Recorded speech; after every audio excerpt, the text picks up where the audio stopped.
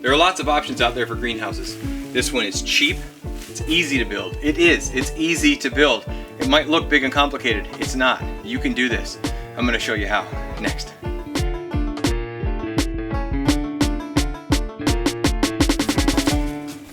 I'm gonna step out. No!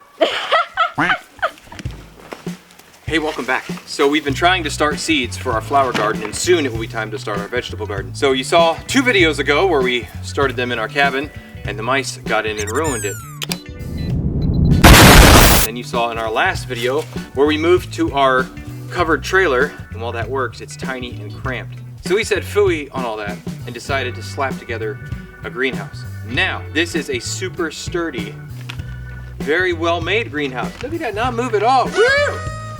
We had cattle panels laying around, we had railroad ties laying around, so really all we had to buy was some hinges and some greenhouse plastic. We have tried using builder's plastic before. 2 years ago we built a greenhouse out of sticks, slapped some builder's plastic on it, and that lasted all of 3 months before the plastic got shredded. So we went ahead and purchased this. So you always have to start with your base. We used railroad ties, but that's because we have a pile of like 40 of them that we were given for free. Wow. So we hooked them up to our old tractor Rico and we dragged them over here. You don't have to use railroad ties. You can use 2x4s, 4x4s. You could make a row of cinder blocks. You can use just about anything. Really, all the base does is keep your wire from spreading outward. If you really had to, you probably could use 1x4 and tie it all together. I wouldn't recommend it, that's a little light. Your greenhouse might blow over. These cattle panels used to be our farrowing pen for our hogs, so we dragged these out of the woods. We have 3 of them. Now this structure is approximately 8 feet wide by slightly over 12 feet long. These panels are actually 50 inches tall and 16 feet wide. So when you bend them at 8 foot, with the arc that it gives you roughly 6 feet inside in the peak of head clearance. So we put all our bases around, we put them in place, and then we put our panels in. And then to keep our panels in place, we used random bits of wood and some of that flooring that you've seen us do in our house. We reclaimed the reclaimed flooring for a reclaimed purpose to reclaim things for reclaiming this. Huh? And since we used such a heavy duty base, we were actually able to raise the panels about 4 inches off the ground, which, while that doesn't sound like much, it translates into another inch or 2 of head clearance, which is super nice. All we did was screw the boards into the railroad ties, and that held these panels in place, and they're not sliding around at all. And then we zip tied the panels together, just using regular zip ties. I might change those at some point with some stainless steel ones, because those are heavier duty and last longer. But for now, I'm really pleased with how well these zip ties are holding together. And then you have to build a door, of course. Doors aren't that complicated to build. So what we did was we ran 2 framing members, we screwed them into the bottom down here, and ran them straight up to our cattle panel. And instead of screwing down or putting a board on top, because what that would do is give you something sharp up here, we're trying to avoid anything sharp on our panels, we took a piece of webbing and our staple gun, and we used 1/2-inch staples, and we just stapled that webbing to it, which you can see here.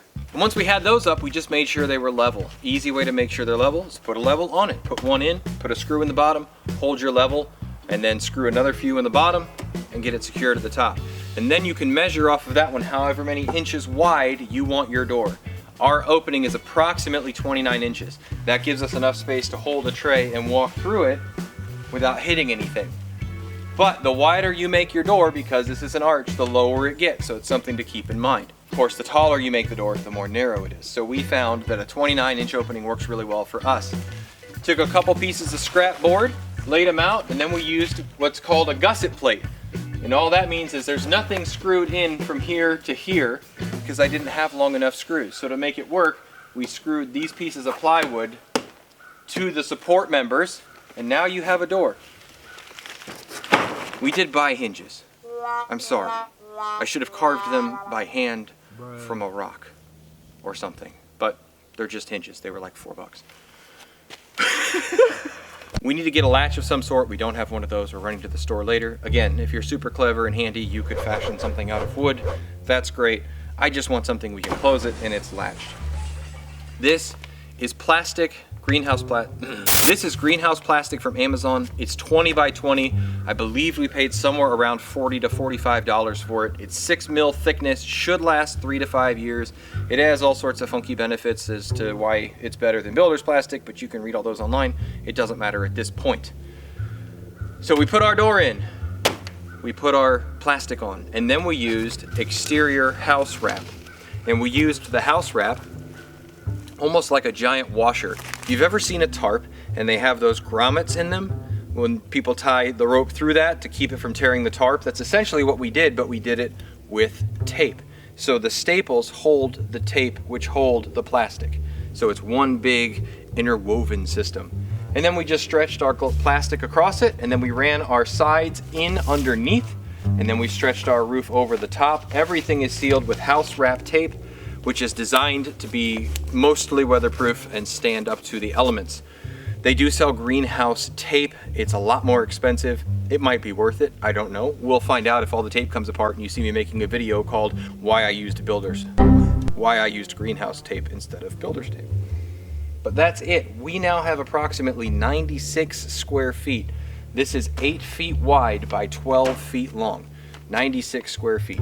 So we just have to run power out here, which the house is right here. We have water right here, and we're gonna run a cord, put a heater in here. We're not doing any of the heat sink things or any natural organic-y whatever way wishes and hopes and dreams that keep your greenhouse warm. We're gonna use an actual heat source. If those things work for you, more power to you. They have not worked for us. Maybe it's our climate, maybe it's user error, but when I plug a heater in, that always works. So we're gonna do that.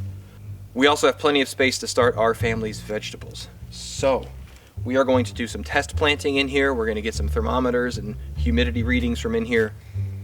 But this should work. This is a greenhouse. You can do this. We built this in approximately 6 hours, maybe, give or take.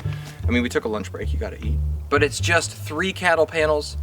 You'd need 54-ish feet of lumber, a 20 by 20 sheet of plastic, and a roll of tape, a couple screws and some hinges, and you have a very sturdy greenhouse. One final thing that makes this thing so good is it's modular.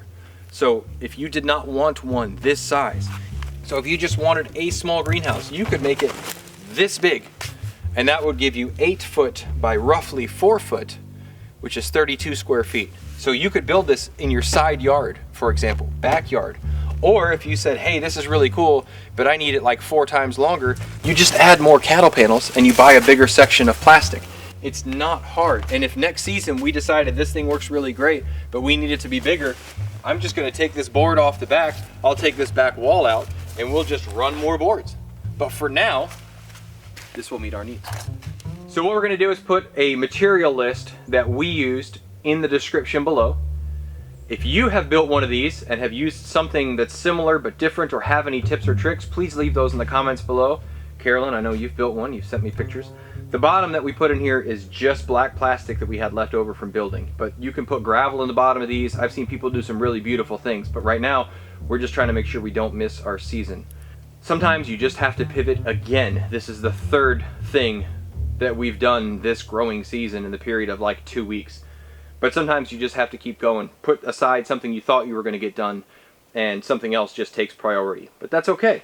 It's done, it's built, it's beautiful. My name is Brian. This is Flannel Farms. Thanks for watching today. Don't forget, keep growing as you grow. We'll see you next time. Bye. The greenhouse saga continues.